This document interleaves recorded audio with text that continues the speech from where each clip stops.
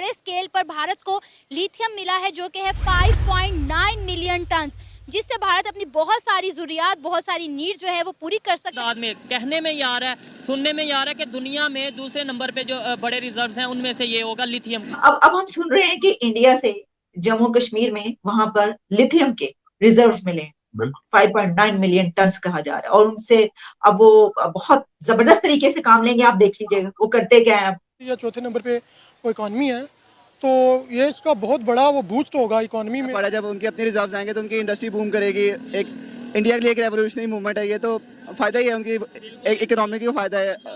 Petrol महंगा होने की वजह से शहरियों को मिल नहीं रहा है। पेट्रोल पंप्स मालिकान ने पेट्रोलियम मसनूआत की कीमतों में मुतवक्के इजाफे के लालच में पेट्रोल ही गायब करना शुरू कर दिया है। ये जो कुछ नहीं है, इन्होंने हमें रोटी कपड़ा मकान पर लगाया हुआ है, और हमारा हमसाया मुल्क इंडिया देखे कहां से कहां पहुंच गया है।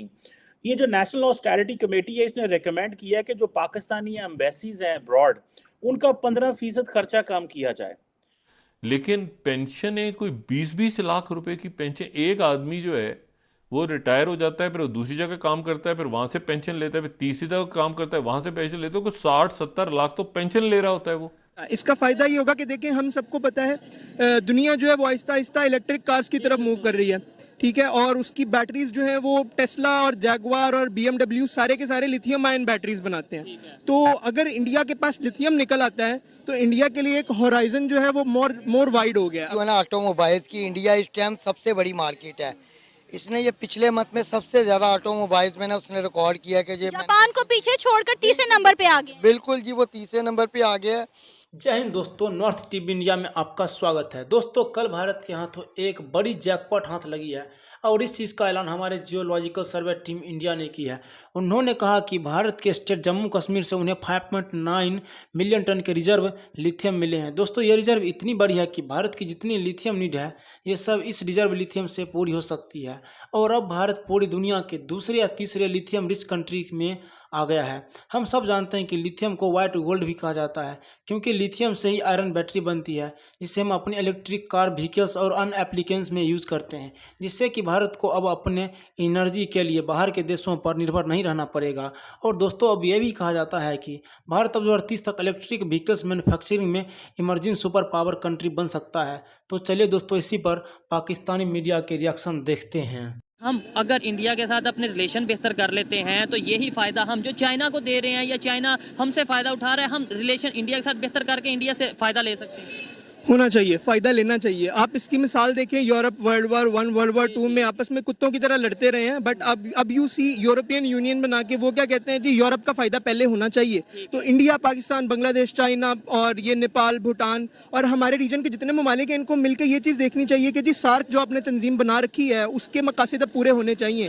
तो आपको ये चीज़ पे फोकस करना चाहिए कि आपका जो रीजन है वो पहले अपनी फलाह बहबूद के लिए काम करे, दूसरे ममालिक के कैंपों में बाद में जाए। तो इंडिया और पाकिस्तान को एक दूसरे के साथ मिलकर चलना चाहिए, एक दूसरे को म्यूचुअल बेनिफिट देना चाहिए, और जो बोन्स ऑफ कंटेंशन 1947 से चले आ रहे हैं, मेरा ख्याल है अब वो हैचेट्स बैरी कर देने का टाइम है। या तो हम कुछ प्रैक्टिकली करते नजर आए तो हम कहें यार हम भी कर रहे हैं, वो कर रहे हैं, कंपटीशन बना है, हम नारे लगाई जाते हैं। अभी 2 दिन पहले भी कश्मीर मार्च वगैरह ये जो 5 फरवरी को था, और इसके अलावा हम कश्मीर मंथ मनाते हैं, कश्मीर ईयर मनाते हैं, कश्मीर डे सेलिब्रेट करते हैं, पता नहीं क्या क्या करते हैं। लेकिन वो वहाँ पे कॉलेजेस बना रहे हैं, वो वहाँ पे यूनिवर्सिटीज बना रहे हैं, मेडिकल फैसिलिटीज दे रहे हैं, इंफ्रास्ट्रक्चर, और अब ये इतनी बड़ी अचीवमेंट, मतलब हैरान नहीं हो जाता बंदा। ऑफ कोर्स विजन का फ़र्क है, एक स्टैंड पॉइंट का फ़र्क है कि वो अपने नेशन बिल्ड कर रहे हैं। हमारे यहाँ पे नेशन बिल्डिंग का काम नहीं होता, हमारे यहाँ पे ओवरऑल नैरेटिव कह लें, कंट्री बिल्डिंग का काम नहीं होता। यहाँ पे हमारे आपस में एक दूसरे को गिराने पे लगे हुए हैं। तो एक है वो अलग चीज़ पे इकट्ठे हैं कि हमने इंडिया को ऊपर लेके जाना है, वो दुनिया से कम्पीट करें, हम लोग अपने आपस में कम्पीट करें। तो ये तो फ़र्क है दोनों में। आप क्या कहना चाहेंगे लास्ट में, फ़र्क क्या है? विजन का फ़र्क है जैसे इन्होंने बोला है, या फिर एजुकेशन का थोड़ा फ़र्क है, या फिर हमारे पॉलिटिशियंस ने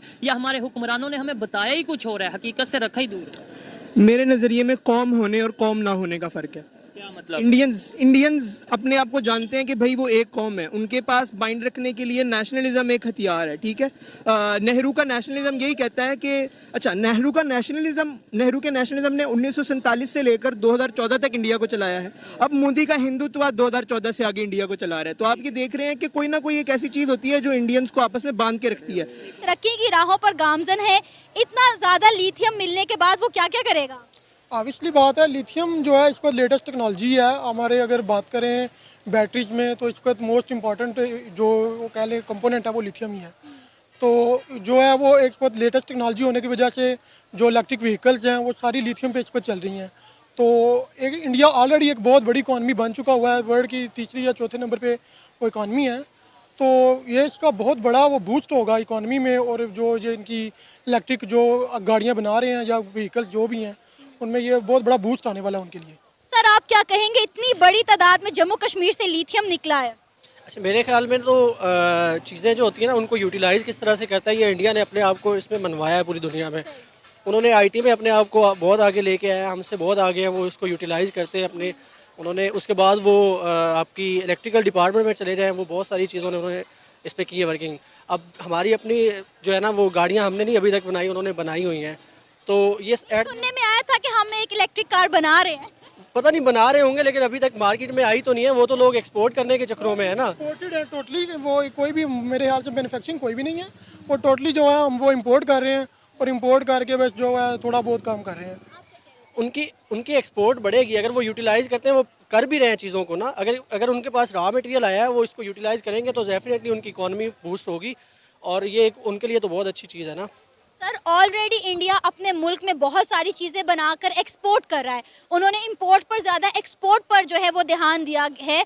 और जैसे कि आपने कहा कि बैटरीज में, इलेक्ट्रिक कार्स में वो यूज़ होगा, तो इससे इंडिया को मेरा ख्याल है बहुत ज़्यादा फ़ायदा मिलने वाला है। जी बिल्कुल ऐसा ही है, मैंने आपको पहले ही बताया कि लिथियम इस पर लेटेस्ट टेक्नोलॉजी है इन टर्म ऑफ बैटरीज। तो जो इंडिया है वो ऑलरेडी हमसे बहुत आगे निकल चुका हुआ है, और हमारे बहुत देर से फैसले करने की वजूहत की वजह से, और ये हमारी इंडस्ट्री को फ़रोग ना देने की वजह से वो जो है हम बहुत पीछे रह चुके हैं इंडिया से। और इंडिया इस वक्त दुनिया की बड़ी इकॉनमी बन चुका हुआ है। तो हमें सोचना चाहिए इन चीज़ों के ऊपर कि हम कैसे अपनी इंपोर्ट को कम करके और एक्सपोर्ट को कैसे बढ़ा सकते हैं, और इस पर हमें वर्किंग करनी चाहिए। और हमारी गवर्नमेंट को भी चाहिए कि हमारी इंपोर्ट को कम करे और एक्सपोर्ट को बढ़ाए। इंपोर्ट कम होगी तो उस वजह से हमारी जो लेबर है वो ज़्यादा पाकिस्तान की जो है वो जो है इस्तेमाल में आएगी। जैसा कि हम देख सकते हैं कोई भी इंजीनियर्स हैं, मोस्टली मेरे ही दोस्त जितने भी थे मेरे बैच के, वो तकरीबन सारे ही जो है आउट ऑफ कंट्री जा चुके हैं। वजूहत क्या है, यहाँ तो इधर जॉब्स नहीं है, अगर जॉब्स हैं तो बहुत कम पे की हैं, और जॉब होने की भी हैं वो फिर कुछ टाइम के बाद जो है। अभी रिसेंटली हम जिस फैक्ट्री में जॉब कर रहे थे वो फैक्ट्री पिछले मेरा 4 या 5 मंथ से बंद है। वजह यह है कि उनका मोस्टली जो मटेरियल था वो इम्पोर्टेड था। अब इम्पोर्ट पिछले 5 माह से बैन होने की वजह से क्या हुआ कि वो फैक्ट्री बंद है। जाहिर है हमारे पास यहाँ पे कुछ है ही नहीं, हम बनाएंगे क्या? बिल्कुल ऐसे ही है, इसलिए हमें चाहिए, हमारी गवर्नमेंट को भी चाहिए कि हम इंपोर्ट अपनी को जो है ना वो कम से कम करें, और अपने पाकिस्तान के रिसोर्सेज को ज़्यादा से ज़्यादा बढ़ाएं, ताकि हम ज़्यादा से ज़्यादा जो है ना वो इस चीज़ को यूटिलाइज़ कर सकें, और अपनी लेबर और अपनी जो स्किल्ड लेबर है उन्हें इस्तेमाल कर सकें। इंडिया के इस वक्त दुनिया से लोग इंडिया में जॉब करने आ रहे हैं।